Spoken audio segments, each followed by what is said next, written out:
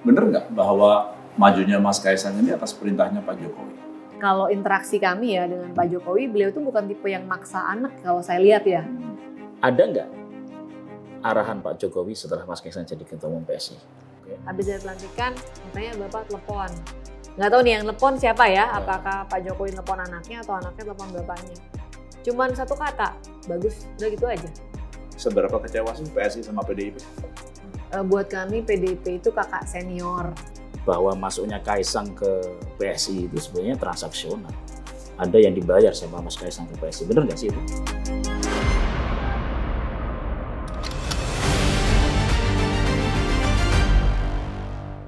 Bertemu kembali dengan Info A1 bersama saya Arifin Asdad dan Saya Ipang Wahid, kita jumpa membahas info jalanan dan info langitan. Ya, Gus, pekan Siap. ini semakin dinamis ya situasi politik dan saya kira Seru. antara pasangan capres cawapres ini udah mulai perang strategi nih Gus. Betul. Apa Gus yang bisa kita sampaikan kepada audiens nih? Kalau secara capres sendiri kegiatannya nggak terlalu banyak. Mungkin di tanggal 24 ya kemarin Anies Muhaimin Amin ini membuat acara di Makassar, Jalan Sehat, yang menurut mereka klaimnya 1 juta. Tapi kalau menurut saya 998,8. Nah, Tapi kalau dari fotonya memang banyak. ya. Tapi memang Pak Prabowo juga di Pada bulan saat lalu itu. juga sama juga. Ya, tapi pakai jet. Pakai jet. Ya, Nah, ya. itu jadi menurut saya menariklah masing-masing mencoba kan. Walaupun katanya Gus, kalau di Makassar itu, kalau acara jalan pagi dengan hadiah besar, itu Pasti biasanya rame. Ya, kemarin kalau salah hadiah ada mobil sama umroh kalau nggak salah. Murah, ya besar sih. Ya, ya. Besar sih. Tapi yang menarik lagi sebenarnya bukan. Tapi main catatannya Gus katanya tidak ada pengerahan ASN. Oh, Nah, itu aja. Allah. Ya. Nah, yang menarik sebenarnya bukan jalan sehatnya kalau saya, Ah. adalah statementnya Caimin. Mas Imin ini bilang bahwa food estate gagal. Wah, ini. Nah, ini udah mulai ini. Udah mulai keras. Ya, mulai keras. Permainan sudah mulai keras. Jadi ya boleh-boleh aja, tinggal tunggu aja nanti jejak digitalnya kan pasti akan disandingkan dengan pujian sebelumnya. Padahal Jadi Caimin dulu dekat banget dengan Pak Prabowo. Prabowo. Ya. Gus, tapi Amin semalam menarik Nah, juga untuk dilihat itu. Itu Gus. viral dan menurut saya itu berani lah hadir di acara pernikahannya putrinya Habib Rizik. Dan itu tidak hanya Anies, Gus. Ya. Ada Muhaimin, Yes. ada Ahmad Ali, Ahmad Ali. ya kan? Ya. Jadi Ya. apa ya?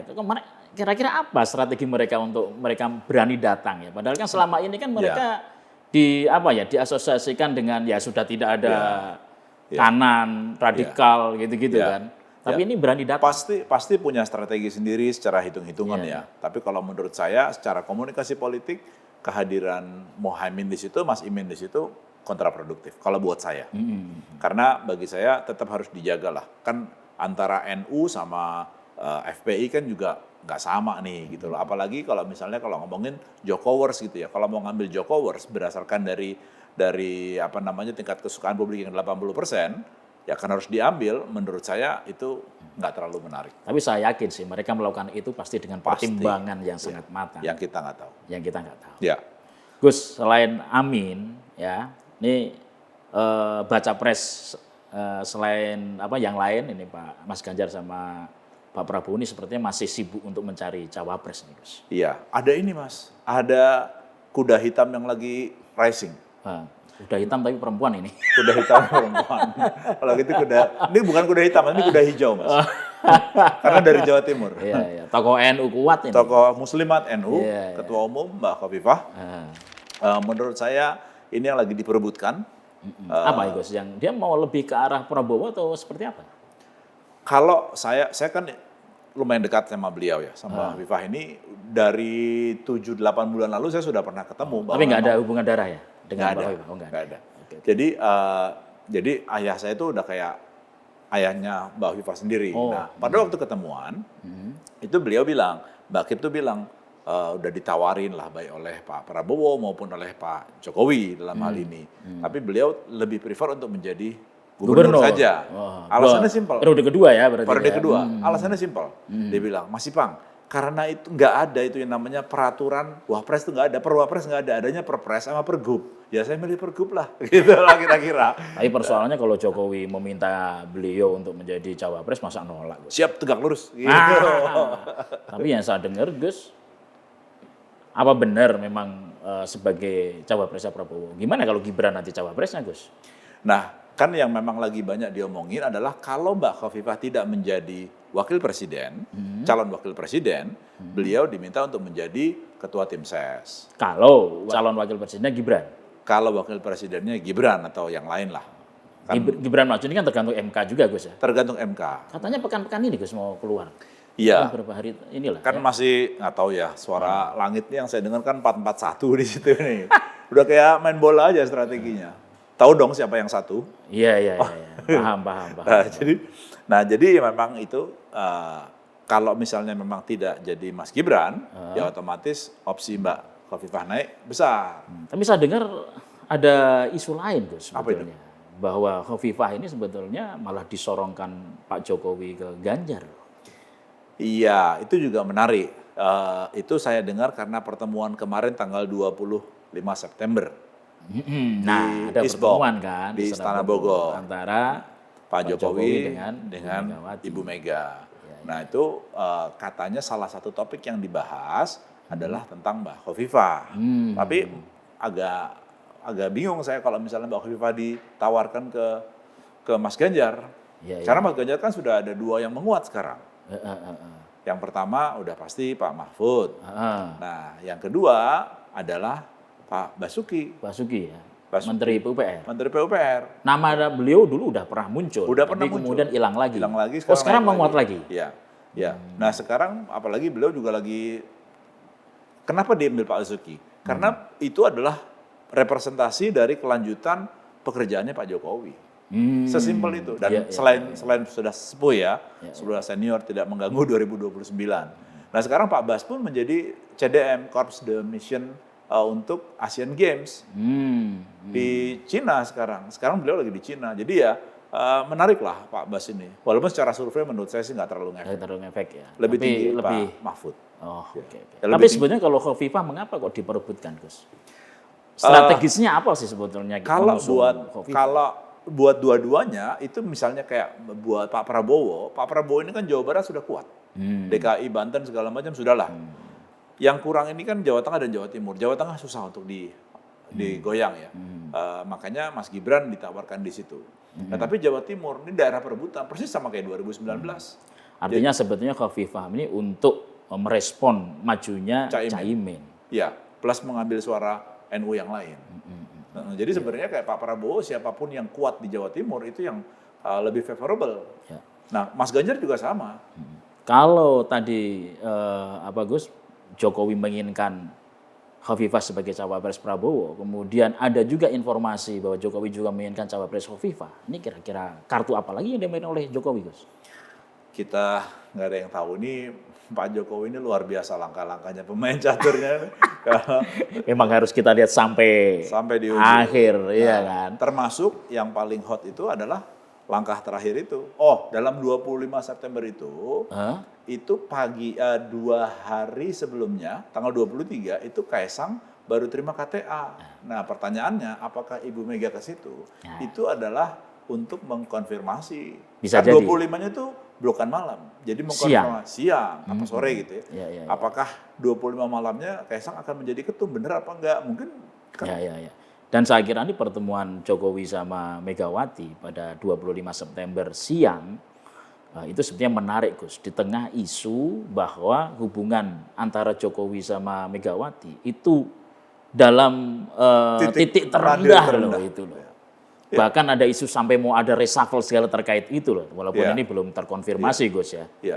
Gitu ya. Nah, gitu. Tapi ini sebetulnya apa? Ingin memperlihatkan bahwa Jokowi sama Megawati memang tidak ada persoalan yang serius, atau sebetulnya mengkonfirmasi Kaisang tadi, Gus.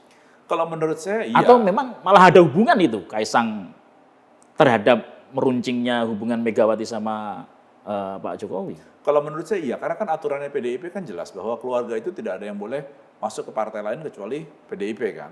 Nah, sementara Kaisang bukan saja menjadi anggotanya tapi menjadi ketua umum. Jadi ya memang itu merupakan, kalau saya melihat itu sebagai langkah cerdas, dan kedua bisa jadi ya ini sebagai backup strategi.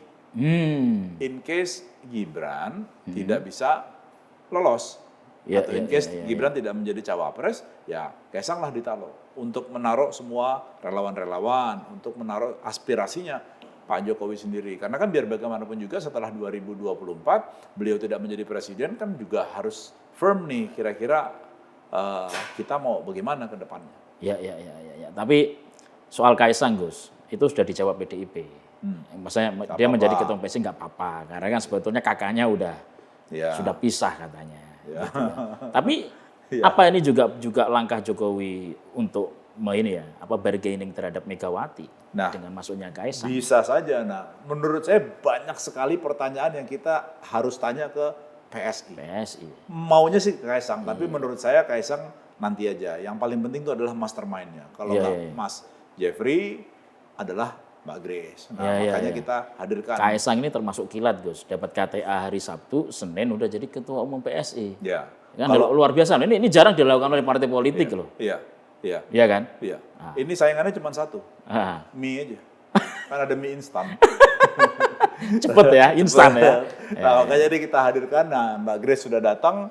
Kita harus sekorek-korek sedalam-dalamnya. Oke, nah nih kita udah hadir nih Mbak Grace bersama kita nih. Kita langsung panggil aja Mas ya. Luar biasa, Gus. Oke, Gus. Oke, Mbak Grace. Halo Mas Asi, Mas Ipang. Halo Mbak Grace, apa kabar? kabar? Apa kabar? Ini manggilnya nggak boleh Mbak. Apa? Sis. Oh iya, Sis Grace sama Bro Asi. Bro Ipang. Pakai bro tetap Gus. Bro Gus. Ada loh Bro Gus. Boleh dong Bro Gus. Gimana nih, terima kasih sebelumnya udah datang di Info A1 nih. A1 A-nya Arifin, satunya Wahid. Jadi dari A1. satu Wahid. Satu Wahid. suara jalanan, suara langitan. Wah, aduh, lengkap di sini ya. Lengkap di sini. Yang goib-goib banyak. Gimana Pak Grace, sehat ya? Gimana? Penerawangan kalau gitu dong, minta penerawangan. Wah, ini auranya ya semenjak 2 hari ini kok kayaknya tiba-tiba langsung menguat nih. Gimana? Semakin cerah. Biasa. Pak Grace semakin cerah. Iya. Dulu kayaknya kalau misalnya PSI bikin acara ya oke lah. Sekarang ini semua orang nyari tahu, ini PSI ada acara apa lagi nih. Wah. Mbak Grace itu kan lama kita kan Gus. Pernah juga diwawancara sama Mbak Grace dulu. Oh, pernah ya Mbak Grace ya? Pernah. Dahsyat ini. Jadi sekarang menjadi politisi yang top ini Mbak Grace ini. Sis Grace. Masih belajar, Mas, masih belajar. Ya belajarnya sampai berapa lama? Ya kan masih bocil, masih belajar terus supaya jadi lebih baik. Tapi belajar tapi sudah memberikan kejutan-kejutan politik nih Gus. Dahsyat ya. Ceritanya dahsyat. PSI menjadi kayak di-charge ulang ya langsung ya. Gimana? Ya sekarang semuanya lagi sangat-sangat semangat, energinya berlipat-lipat. Tadi malam aja saya baru selesai acara di Bekasi 12:30 pagi. Wow. Saya permisi pulang, yang lain masih lanjut. Itu 12:30, masih yang ikut pada ngantuk-ngantuk tuh, kurang tidur semua. Tapi high spirited gitu ya, apalagi juga ngelihat Mas Ketum juga gaspol dari belum ada 40, belum ada berapa tuh, 24 kali 3, belum ada 72 jam. Hari ini agendanya aja udah padat. Jadi betul-betul dari dilantik langsung kerja. Manggilnya, langsung belusukan. Manggilnya itu Mas Ketum atau Bro Ketum? Mas Bro Ketum. Oh, Mas Bro Ketum. Jadi cuma ada 2 ketum yang dikawal sama Pas Pampres. Bu Mega sama Mas Kaisang. Tapi sebetulnya Mbak Grace, ide untuk membawa Kaisang ya ke PSI itu sebetulnya bagaimana ceritanya? Dan sejak kapan tuh ide itu muncul? Kalau mulai ada ajakan sambil guyon-guyon gitu Mas, tuh sebenarnya udah lama sih. Setahun? Lebih, saking lamanya saya betul-betul nggak inget tahun berapa. Yang pasti udah lebih dari setahun lebih, 2 tahun lebih juga gitu ya. Tapi waktu itu Mas Kaisang masih lagi seneng-senengnya bangun usaha, gitu. Jadi, jadi nggak tertarik gitu kan. Apalagi waktu itu juga katanya, saya ingat dalam sebuah percakapan, tapi lupa ya tahunnya.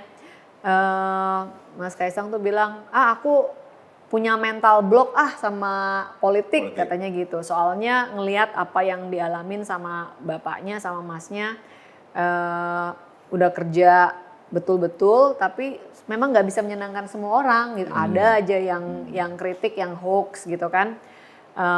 Yang sampai sekarang kan yang ada yang percaya ijazah palsu masih ada gitu kan. Yang PKI lah, pelangak-pelongo, anti-Islam dan sebagainya banyak sekali gitu kan. Jadi waktu itu Mas Kaisang nggak paham ngapain sih kita hidup susah banget gitu kan.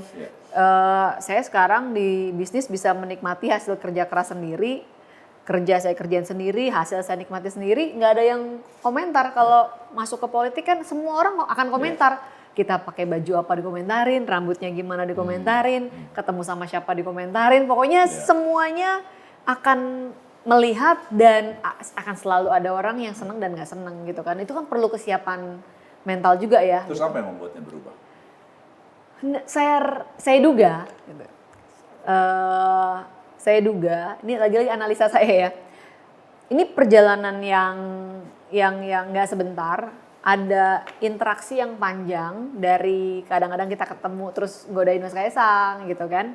Terus akhirnya Mas Kaisang dalam berbagai kesempatan ketemu juga dengan para pengurus, ketemu sama pengurus pusat, ketemu pengurus daerah kan orangnya beredar juga nih Mas Kaisang kan, sama siapa aja juga mau diajak ngobrol mau. Nah dari pertemuan-pertemuan itu akhirnya mungkin dia mengamati juga gimana sih orang-orang di PSI kayak apa, interaksi antar personalnya kayak apa, kultur organisasinya seperti apa, pola komunikasi di dalam seperti apa. Mungkin lama-lama akhirnya timbul kenyamanan gitu. Terus kan belum lama ini juga ada isu di Depok gitu kan, itu kan kerjaannya pengurus-pengurus Depok yang resah dengan kondisi di Depok yang dirasa tidak berubah selama 20 tahun terakhir. Terus bermodalkan satu baliho akhirnya isu nasional gitu kan. Sampai betul-betul ada relawan yang ngontak ke kita, siap untuk turun misalnya kalau Mas Kaisang mau. Baru kemarin juga di pertemuan di Bekasi Depok saya ketemu sama komunitas yang bilang bahwa mereka itu beberapa bulan yang lalu pernah juga nggak sengaja ketemu sama Mas Kaisang dan bilang karena mereka warga Depok gitu ya, Mas ayo Mas beneran turun di Depok, maju sama PSI gitu. Jadi ada ternyata nyambung-nyambung gitu kan. Nah mungkin itu bagian dari perjalanan yang memantapkan hati seorang Kaisang yang tadinya punya kekhawatiran gitu ya seperti apa kalau dia terjun ke politik. Tapi bener nggak bahwa majunya Mas Kaisang ini atas perintahnya Pak Jokowi? Wah yang bisa ngejawab mungkin Mas Kaisang. Tapi yang beliau katakan kan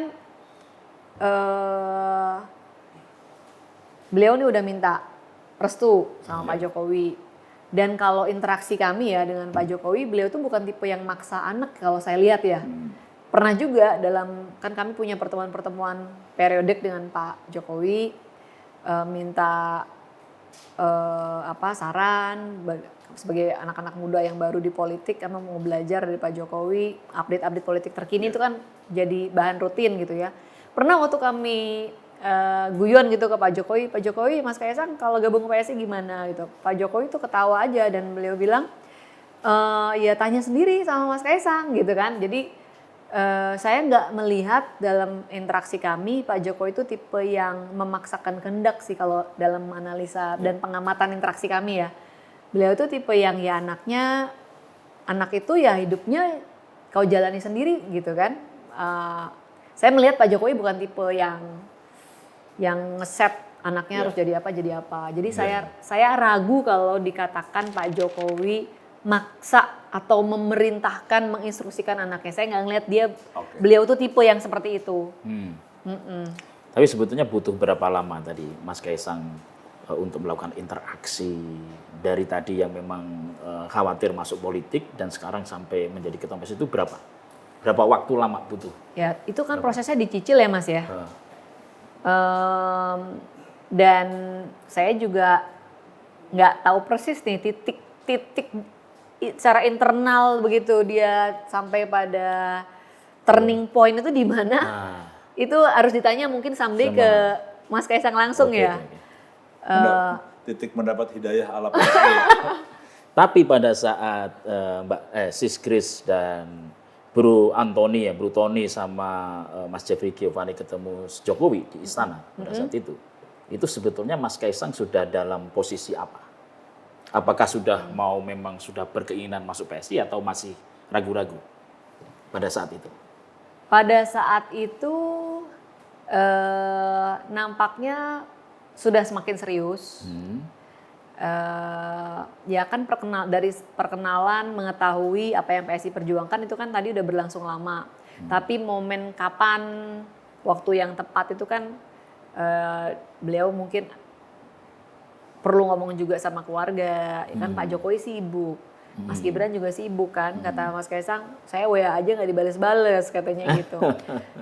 Minta izin juga ke istri dan sebagainya. Jadi proses itu ya terus berlangsung gitu kan.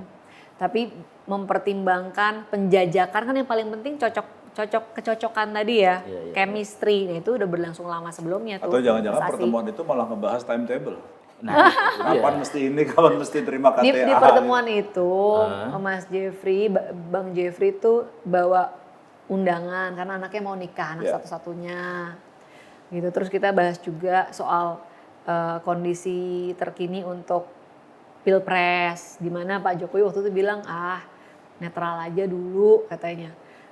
Masih cair kok, situasinya masih bisa berubah-ubah katanya gitu kan. Waktu itu baru-baru tuh Caimin jadi cawapres, meninggalkan koalisi yang sebelumnya. Dan benar kan ternyata kata beliau, kita baru dengar beberapa hari yang lalu ada wacana kemungkinan penjajakan Pak Prabowo sama Pak Ganjar. Nah kan ini kalau terjadi akan mengubah lagi konstelasi. Gimana ilmu langitannya? Malah wawancara Gus. Hati-hati nih Gus. Dikit-dikit dong Gus. Tapi pada saat pertemuan dengan Pak Jokowi waktu itu, sama sekali nggak bahas Mas Kaisang? Ya nggak jadi topik utama lah ya. Gitu kan. Ya nggak jadi topik utama, tapi mungkin bisa jadi Pak Jokowi, Mas Kaisang boleh ya masuk PSI? Ya kalau itu sih kita tanya terus tiap pertemuan gitu kan. Tapi kan lagi-lagi Pak Jokowi selalu bilang, ya dicek ke Mas Kaisangnya begitu kan. Nggak maksa sih beliau, memang bukan tipe yang seperti itu. Emang seberapa hitung-hitungannya PSI ini seberapa tinggi kehadirannya Mas Kaisang ini dalam konteks elektoral? Apakah langsung bisa ngebus threshold atau bagaimana? Kami optimis Mas, kali ini perjuangan PSI bisa sampai di Senayan.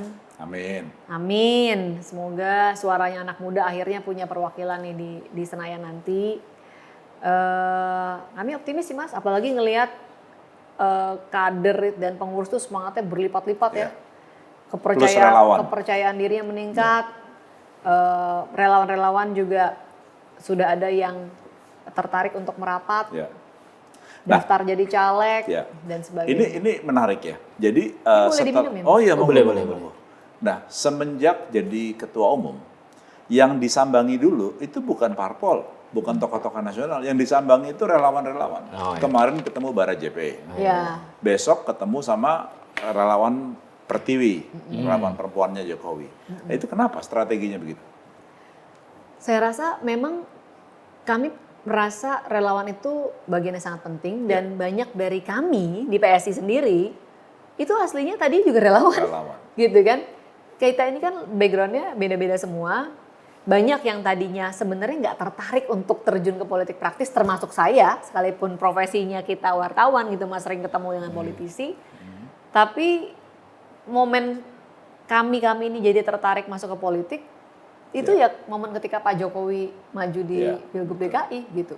Jadi jiwa kerelawanan itu sampai hari ini ada di diri kita. Oleh karenanya natural aja buat kami, relawan itu amazing loh. Orang-orang yang rela untuk keluar uang, tenaga, waktu, nggak minta apa-apa, nggak juga minta jabatan di partai, orang yang mungkin kebanyakan juga sebenarnya apolitis, tapi mau bergerak untuk suatu cause yang mereka yakini gitu. Itu kan kategori pertama, relawan dalam arti rela untuk menjadi dermawan. Nah itu fight nih. Ada relawan yang kedua, rela untuk melawan, karena nggak suka sama keputusan Pak Jokowi, jadi melawan. Ada juga yang ketiga Gus. Apa itu? Relawan untuk mencari jabatan. Itu berarti nggak rela-rela banget dong. Itu dia. Ya. Tapi Sis Chris ya, apa ide untuk membawa Kaisang itu memang dari awal apakah memang ingin menjadikan Kaisang sebagai ketua umum PSI? Ya dari awal perbincangannya kan nggak ke situ dulu ya Mas ya.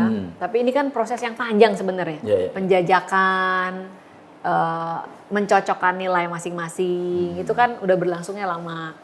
Dan kemudian ada aspirasi dari teman-teman pengurus juga ketika mulai mendengar nama Mas Kaisang untuk mendaulat Mas Kaisang menjadi ketua umum.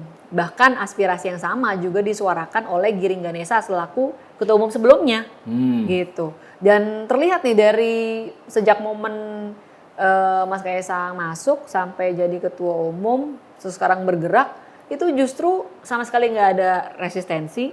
Bukan rata-rata, hampir seluruhnya kayak kalau saya nggak bisa bilang 100%, itu semuanya langsung semangat, bergerak, berkali-kali lipat energinya, kepercayaan dirinya naik luar biasa, positif banget. Memang ini aspirasinya teman-teman semua. Tapi Sis, emang mekanisme internalnya seperti apa? Kok bisa tiba-tiba hari ini dapat KTA, besok Sabtu langsung dapat jadi- KTA, Senin kemudian jadi ketua umum? Ya tadi kan. Apakah nggak ada rapat majelis syuronya PSI gitu? Ya ada lah Mas Ipang. Jadi proses di belakang yang nggak kelihatan oleh teman-teman kan udah berjalan berjalan lama.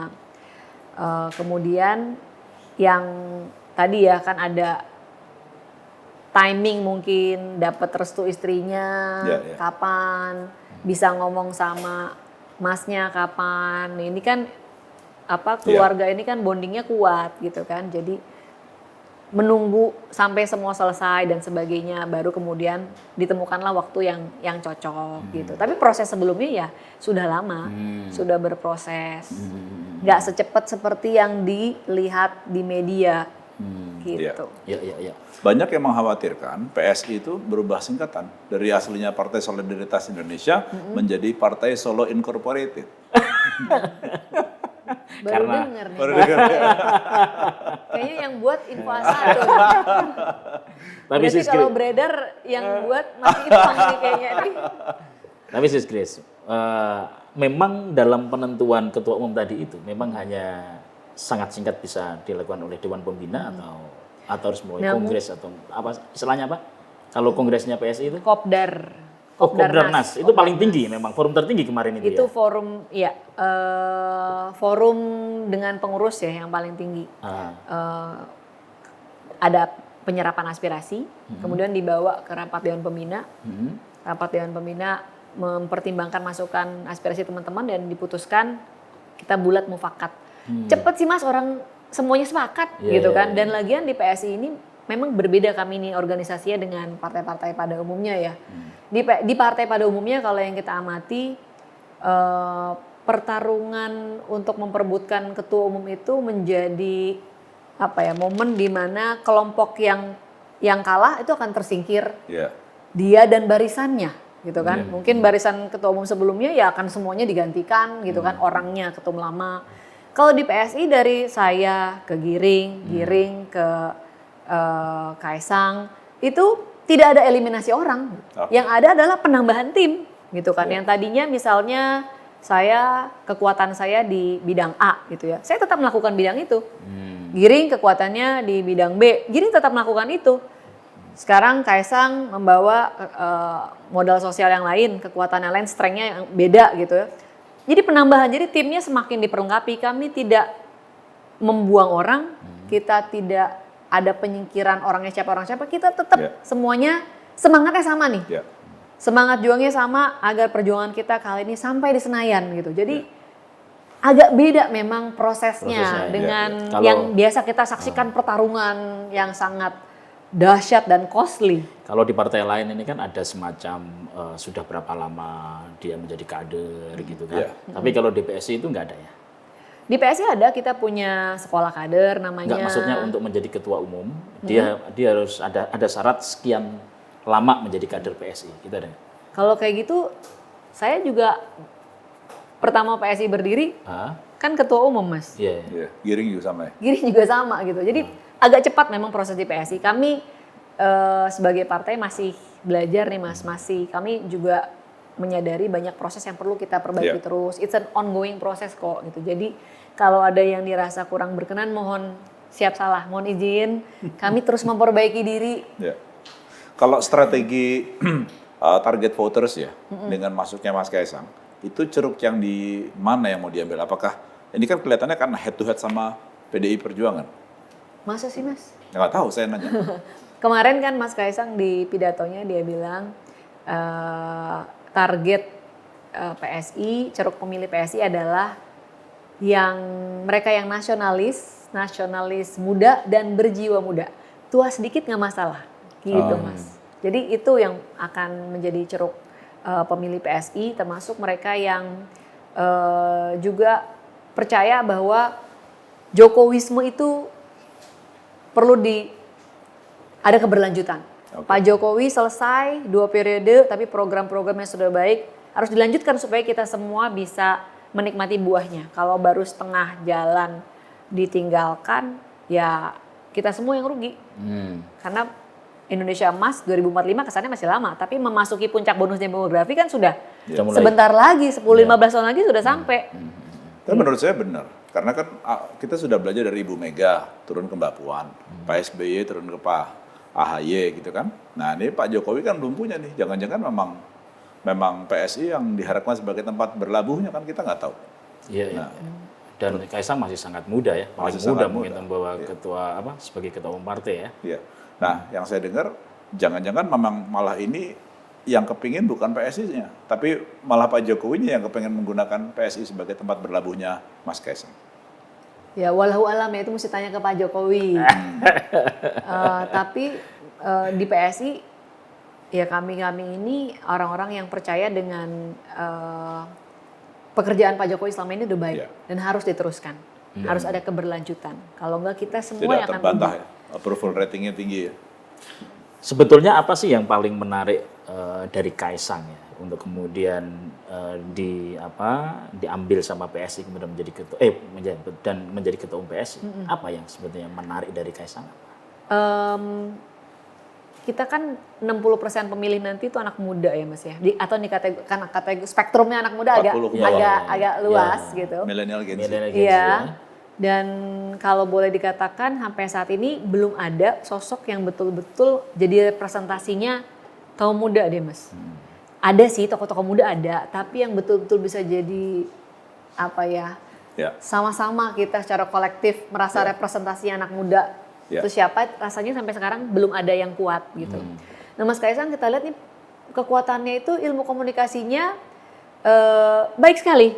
Dia bisa kalau kita lihat dari pidato pertamanya ya, isinya substantifnya ada, tapi bisa disampaikan dengan cara yang sangat sederhana, mudah, dan pidato politik sepanjang itu kalau kita lihat dari yang nonton gitu banyak orang yang mau nonton pidato politik itu nggak banyak, apalagi anak muda loh Mas.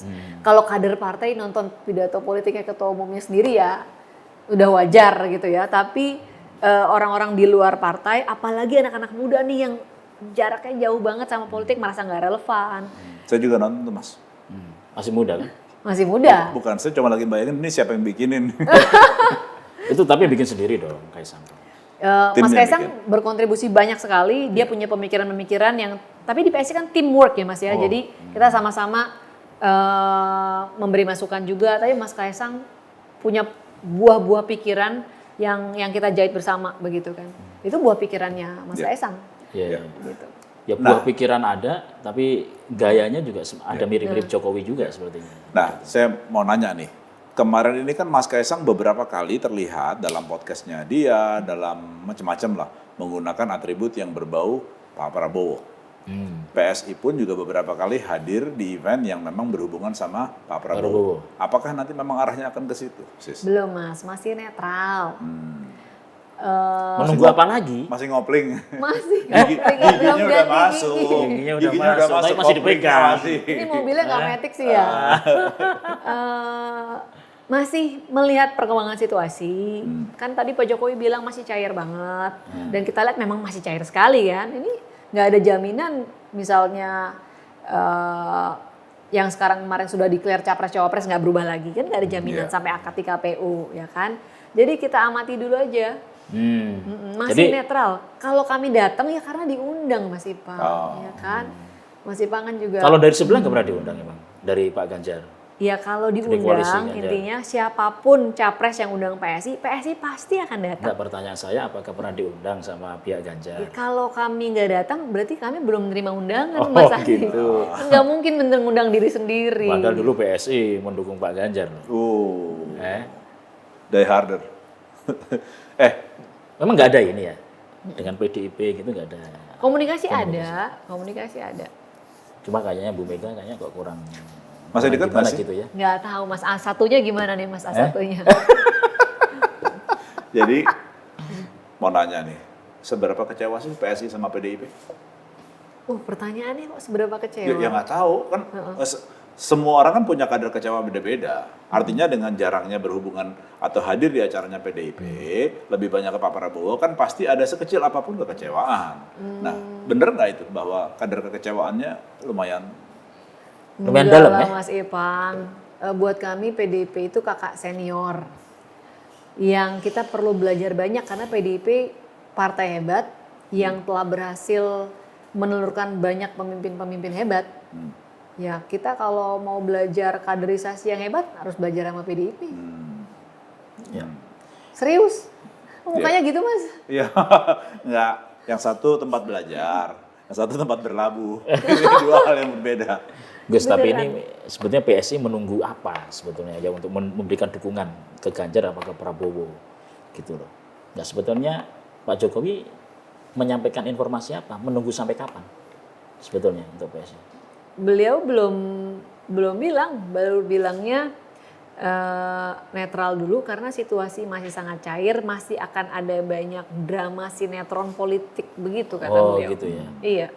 Tapi Sisis nanya dong, sampai kapan ini Pak? Ini kan udah mau deket lagi. Enggak, Enggak kami ya? nggak nanya sampai kapan. Kami percaya Pak Jokowi pasti tahu timing yang paling tepat.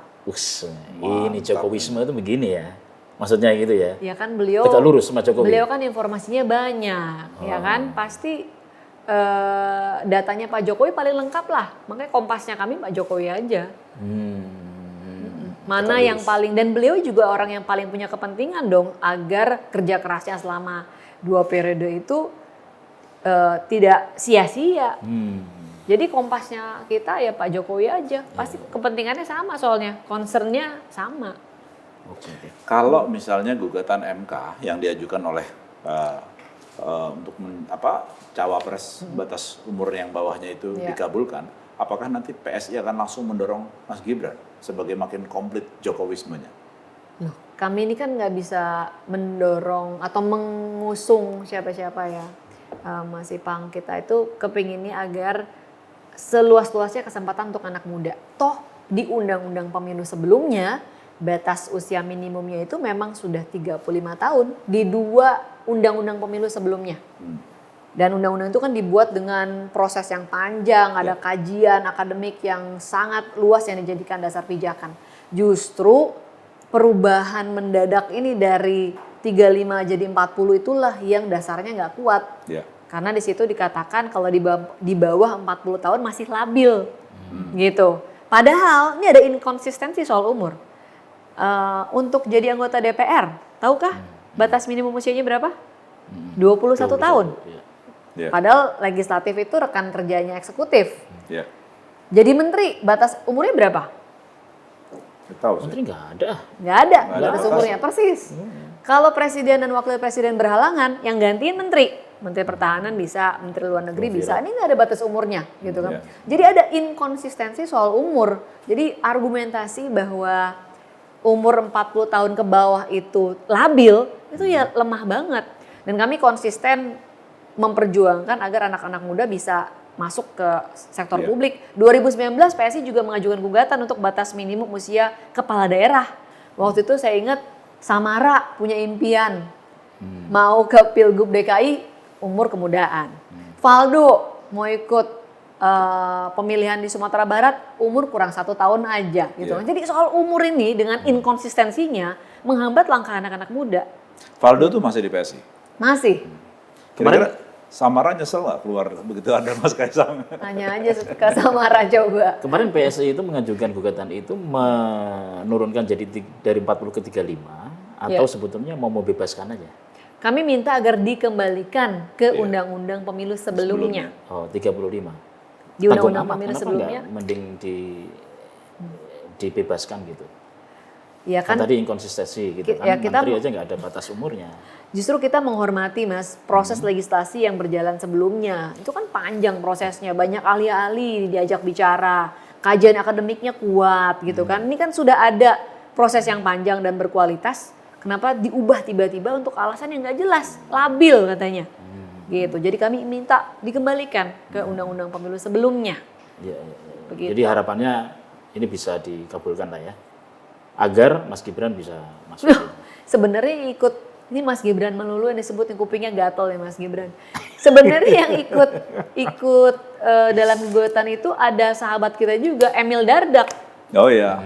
Iya, dia juga umurnya kurang sedikit tuh. Iya. Gitu. Kenapa Mas Emil nggak disebut, cuman Mas Gibran doang? Ya mungkin Gibran anaknya presiden, wali kota Solo yang memang menjadi media darling bisa jadi. Iya. Oh, sekarang aja Solo menjadi senternya para pejabat ke sana semua. Iya. Iya. Jadi anak presiden kata orang privilege tapi nggak juga ya. Karena suuzonnya juga ke anak presiden duluan ketimbang yang jelas-jelas ikut mengajukan gugatan. Yang ngajuin gugatan nggak disebut, yang anak presiden terus yang disebut. Kalau 3 kata tentang Mas Kaisang, Sis Grace ngomongnya apa? Kreatif, energik, santuy. Santuy ya? Ya. Kalau saya nih, Sis Grace, ada isu negatif yang muncul. Iya. Ya, biasalah tapi di dalam politik selalu begitu. Ada isu-isu yang mengikuti bahwa masuknya Kaisang ke PSI itu sebenarnya transaksional. Ada yang dibayar sama Mas Kaisang ke PSI, bener nggak sih itu? Ini menarik nih Mas. Ada kan, dengar kan? Iya. Dengar kan? Enggak sih, enggak dengar. Oh, enggak dengar. Enggak dengar. Baru nih, maklum A1 soalnya kan. Iya. Belum dengar, baru dengar sekarang.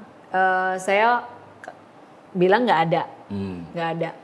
Dan kalau orang yang nggak percaya, kan pasti kan ada yang gitu kan, pasti bilangnya nggak ada kalau ditanya gitu. Saya cuma ingin mengajak berpikir secara logis aja. Kalau itu transaksional, berarti ada punya uang nih untuk di-spend untuk begituan. Apa nggak lebih baik spendingnya ke partai yang udah pasti masuk parlemen? Ini PSI masih berjuang loh. Ya kalau mungkin Kan lebih susah secure, juga mungkin kalau lebih untuk ke secure partai politik posisinya. yang parlemen. Ya kalau kuncinya ingin mendapatkan manfaat, pasti pengen yang lebih bergigi dong, yang lebih berdaging, yang udah pasti ada di parlemen, ya kan?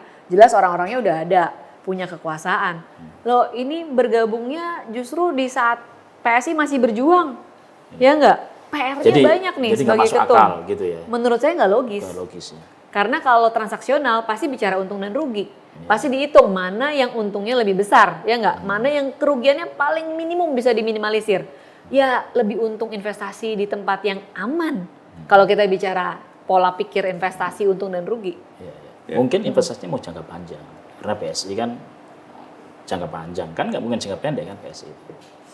Ya tapi berarti ada di saat PSI perjuangan hari ini masih belum sampai Senayan, resiko lebih besar kan? Iya. Nah, kalau ngomong untung dan rugi kan orang di mana-mana mau minimalisir resiko. Oke. Mbak, Jadi- pertanyaan terakhir nih. Waktu Terakhir ya? udah, ya. Biasanya terakhir paling ngeri nih. Enggak, paling tajam aja. Jadi ada anggapan gini, PSI ini selama ini dituduh mendompleng popularitas Pak Jokowi maupun keluarganya. Apa nggak risih?